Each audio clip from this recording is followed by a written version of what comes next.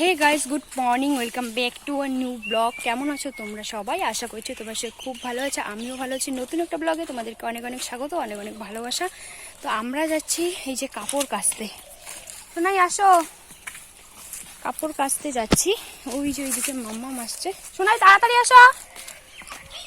আর এইদিকে এই যে ভাগ্নি যাচ্ছে, আসো। আমাদের টিউবওয়েলের পাড়ে তোমাদের দাদাভাই এইদিকে কাজ করছে, তো তার জন্য এইদিকে চলে আসলাম। এখানে এখন আমরা কাপড়গুলো কেচে নিয়ে নেব। ওর হাতে এক বালতি কাপড়, আমার হাতে এক বালতি কাপড়। তো চলো বন্ধুরা, তোমরা কন্টিনিউ ভিডিওটা দেখতে থাকো।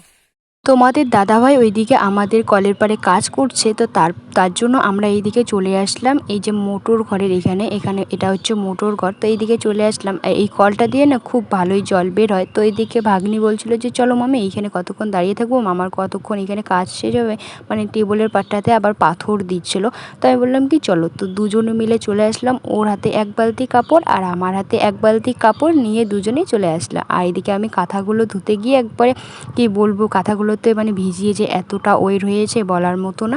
তাই আমি বলছি যে একটুখানি আমাকে ভিডিও করে দে। তো ওইখানে ও এখন ভিডিও করে দিচ্ছে আর মামাম ওই সাইডে খেলছে।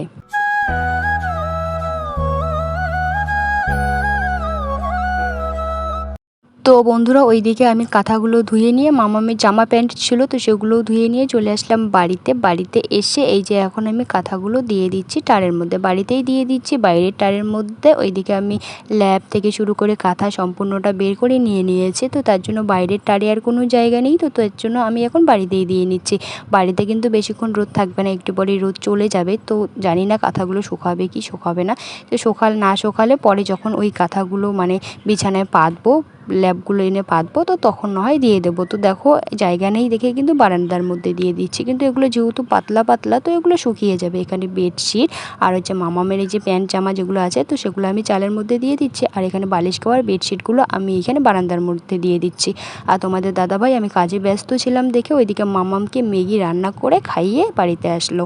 আমি যখন দেখবে যে আমি কাজে হিমশিম খাচ্ছি, তখনও কিন্তু তোমাদের দাদাভাই আমাকে কাজে মানে প্রচুর পরিমাণে হেল্প করার চেষ্টা করে।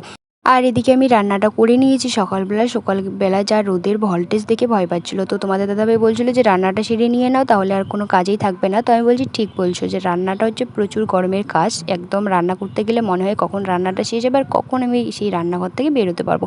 তো রান্নাঘর ওইদিকে মানে আমি সমস্ত কাজ কমপ্লিট করে নিয়েছি। রান্নাঘর একবারে মানে পরিষ্কার করে নিয়েছি, রান্না করা হয়ে গেছে। তো এই যে এখন তোমাদের দাদাভাইকে বললাম যে ল্যাপটা নিয়ে আসো, কারণ প্রচুর ভারী, আমি তুলতেই পারি না। আর যখন দিয়েছিলাম তখন ওই যে আমার ভাগ্নিটার সঙ্গে দিয়েছিলাম। তো যেহেতু তোমাদের দাদাভাই এখন বাড়িতে আছে, এমনি আছে, তো এইদিকে তোমাদের দাদাভাইকে বললাম। তো এখন তোমাদের দাদাভাই এই যে এখন পেতে নিয়ে নিচ্ছে।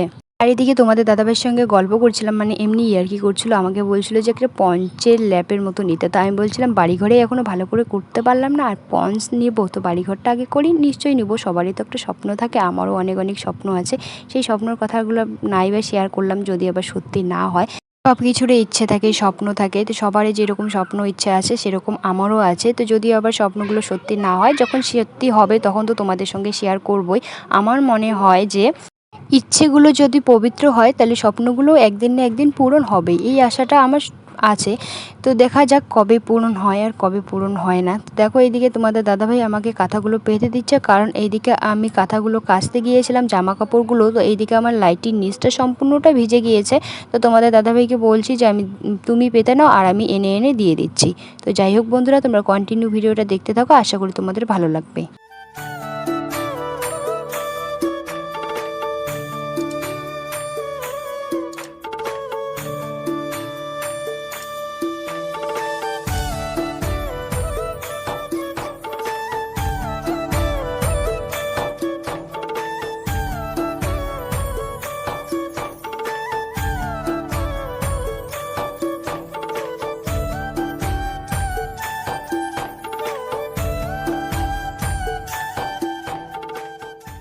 স্নান টান করে খাওয়া দাওয়া করে তারপরে এই যে এখন উঠানটা ঝাড় দিয়ে নেবো। বিকেল এইদিকে দেখি হয়েই গেছে, তো এইদিকে একটুখানি রেস্ট করে নিয়ে তো উঠলাম। উঠে এই যে এখন আমি মানে ঝাড় দিয়ে নিচ্ছি, আর মামাম ওইদিকে বাইরে গেল, আর এইদিকে এখন আমি ঝাড় দিয়ে নিচ্ছি। যখন রোদ উঠবে তখন ধুলোর অসুবিধা, যে এইদিকে ঝাড় দিলে পরে ধুলো উঠে, কিন্তু তাড়াতাড়ি কিন্তু ঝাড়টা দেওয়া হয়ে যায়। কিন্তু যখন বৃষ্টি হবে তখন কিন্তু এই পাতাগুলো একদম যেতে চায় না। আর এই ঝাড়ুগুলো দিয়ে তো যাবেই না, মানে নারকেল ঝাড়ুগুলো যে আছে তো সেই ঝাড়ুগুলো দিয়ে মানে কত যে ঘন্টা লাগবে ঝাড় দিতে। এই যে বাইরে, তারপরে হচ্ছে উঠান, এইদিকে বৃষ্টি না হলে একটা সুবিধা ভালো যে তাড়াতাড়ি ঝাড় দেওয়া যায়। তো এইদিকে উঠানটা ঝাড় দিয়ে তো তারপরে বাইরেটা সম্পূর্ণটা ঝাড় দিয়ে নেব। আর এদিকে ঝাড় দিলে পরে বাড়িটাও পরিষ্কার দেখা যায়। তো দুপুরবেলা আমি ঝাড় দিতে চেয়েছিলাম, কিন্তু এদিকে দেখি রোদ ছিল, তো তার জন্য আর ঝাড়টাও দিলাম না।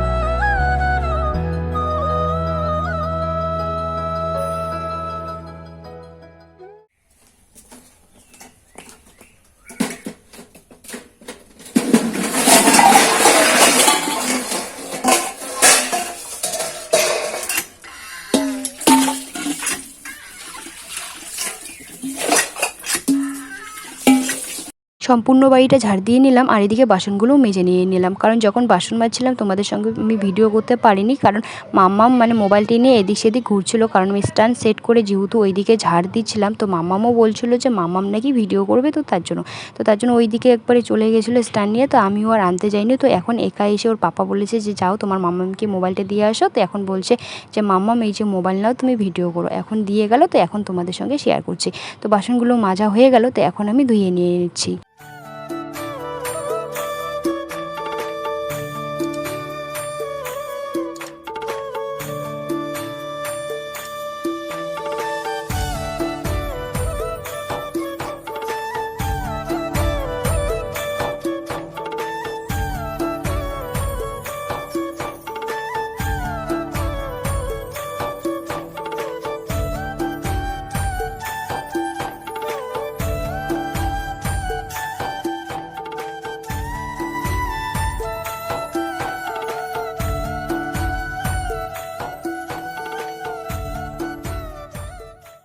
তো বন্ধুরা দেখো, এদিকে আমার বাসন ধোয়া কমপ্লিট, আর এক গাবলা বাসন বের হয়ে গেছে। তো ওগুলো একবারে বসে বসে মাজলাম। তো তারপরে এখন ধুয়েও নিয়ে নিলাম। তো আমার এইদিকে বাসন ধোয়া কমপ্লিট। তো এখন আমি ঘরে নিয়ে গিয়ে রেখে দিয়ে দেবো। তো যাই হোক বন্ধুরা, ভিডিওটা এই পর্যন্তই। ভিডিওটা যদি ভালো লাগে প্লিজ সাবস্ক্রাইব করে দিও। আর তোমরা সুস্থ থেকো, ভালো থেকো।